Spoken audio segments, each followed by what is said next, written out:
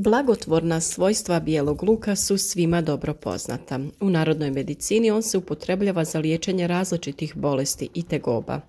Bijeli luk je veoma moćan prirodni antibiotik, ubija veliki broj različitih bakterija, a pored toga stimulira imunni sistem i normalizira crijevnu floru. Evo nekoliko savjeta kako se uzgaja to lukovičasto povrće.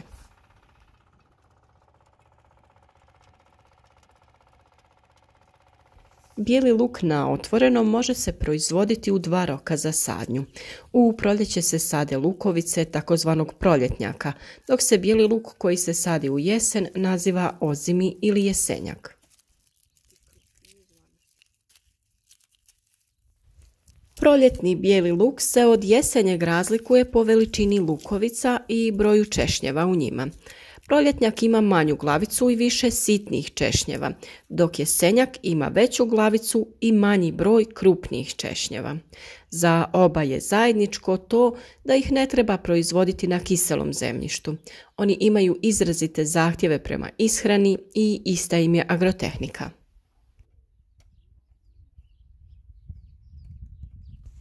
Sadnja bijelog luka može se obaviti ručno ili strojno, a za nju se koriste krupniji češnjevi. Najbitnije u tom poslu je da lukovica ili češanj budu ispravno postavljeni, i to sa petom na dole i vršnim dijelom ka površini. Položaj može biti i blago zakošen, ali nepoželjno je da se češanj posadi naopako, što se često dešava pri strojnoj sadnji.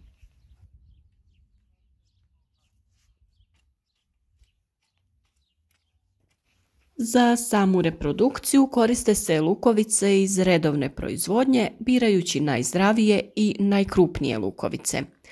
Bijeli luk klija na temperaturi od 3 do 5 stepeni. Optimalna temperatura za rast korijena je 10 stepeni, a za nadzemni dio biljke 17 stepeni. Za sadnju 1 hektara bijelog luka potrebno je oko 1000 kg jesenskog i 700 do 800 kg proljetnog luka.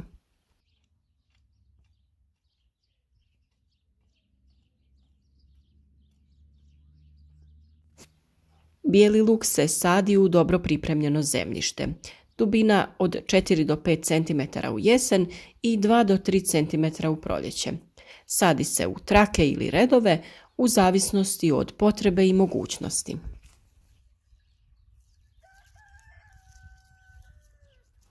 Bijeli luk se sadi u redove razmaka 30 cm, a u redu razmak češnjeva treba biti oko 10 do 12 cm. Ukoliko su agrometeorološki uslovi povoljni, jesenji bijeli luk se sadi u oktobru, a proljetni u martu, mada nije kasno ni da se posadi u aprilu.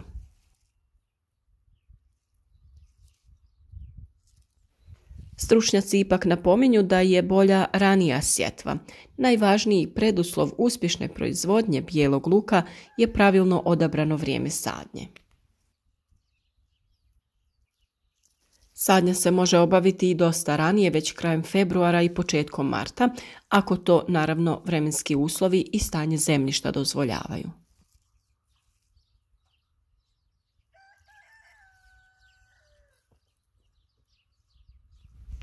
Kada je riječ o uslovima za uspijevanje, moglo bi se reći da su zahtjevi pomalo specifični. Iako je već rečeno da bijeli luk ne treba uzgajati na kiselim zemljištima, ukoliko se netko ipak odluči na uzgoj na takvom zemljištu, u godini prije sadnje mora se obaviti kalcifikacija.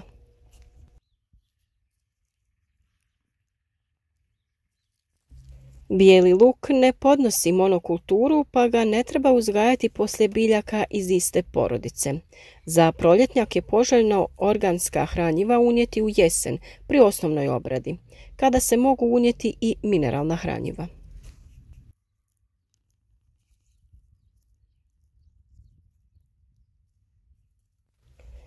Bijeli luk traži plodno zemljište i lako dostupna hranjiva. Na siromašnom i nestrukturiranom daje niske prinose. Dolazi na 2. mjesto u plodoredu poslije mahunarki, kupusa i pšenice. Od kvaliteta predsjetvene pripreme zavisi i kvalitet sadnje i uspjeh cijele proizvodnje.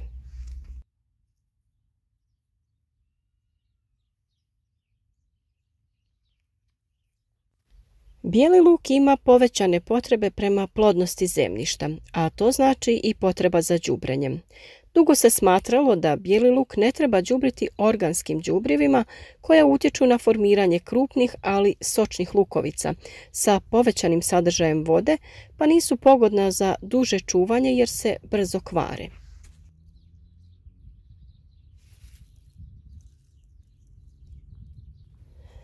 Međutim, istraživanja su pokazala da primjena zgorjelog stajnjaka povoljno utječe na povećanje prinosa i kvalitet bijelog luka. Zato se preporučuje primjena zgorjelog stajnjaka koji treba unijeti u jesen u količini od 20 do 25 tona po hektaru.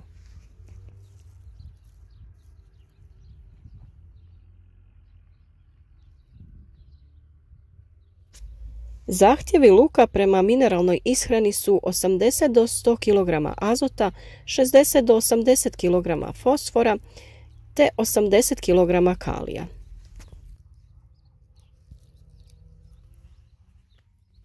Luk naime ima izrazite zahtjeve prema azotu koji najviše iskorištava, a koji se i najviše ispire u zemljištu. Uopšteno govoreći, za proizvodnju te povrtlarske kulture potreban je odnos hranjiva 1:2:3, koji treba dati u osnovnoj obradi, dok se za prihranu koristi kan u količini do 150 kg po hektaru i to u fazi od 3 lista.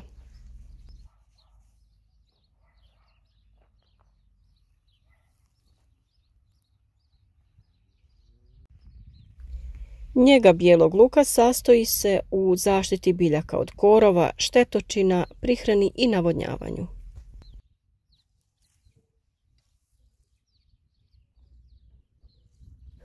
Mehanička njega teško je izvodljiva zbog gušće sadnje, pa se zato preporučuje dobra i kvalitetna osnovna obrada kao i hemijska zaštita usjeva.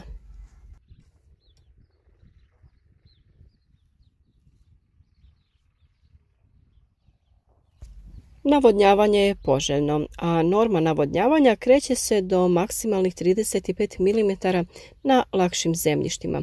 Prosjek je 20 do 30 mm po jednom navodnjavanju.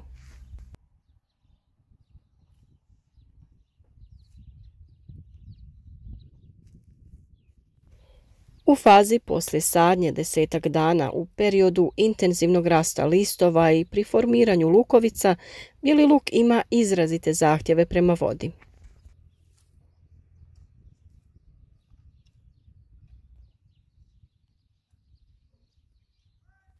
Navodnjavanje nije obavezno, ali je poželjna mjera naročito u godinama sa malo padavina, u maju i početkom mjeseca juna.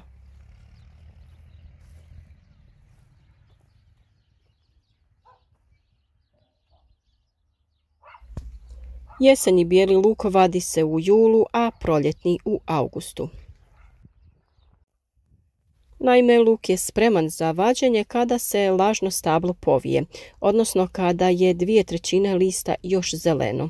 To povrće može se vaditi ručno ili strojno po suhom i toplom vremenu, a odmah po vađenju treba ga sušiti na sjenovitom i provjetrenom mjestu. Za kraj možemo dodati i to da prinos bijelog luka uz preduzete sve agrotehničke mjere može ići i do 10 tona po hektaru za jesenji i od 2 do 4 tone po hektaru za proljetni luk. Za bijeli luk važi da je najbolji prirodni lijek protiv virusa i prehlada, a njegovi ljekoviti sastojci poznati su od davnina. Preporuke da ga svakodnevno koristite naročito su aktuelne u zimskom periodu kada sa svih strana vrebaju virusi. Dovoljno je da dnevno pojedete 2 do 3 češnja bijelog luka kako bi postigli njegovo izvanredno djelovanje. Bilo kako bilo, i ovo je jedna biljka koja treba biti neizostavna u svačijem vrtu.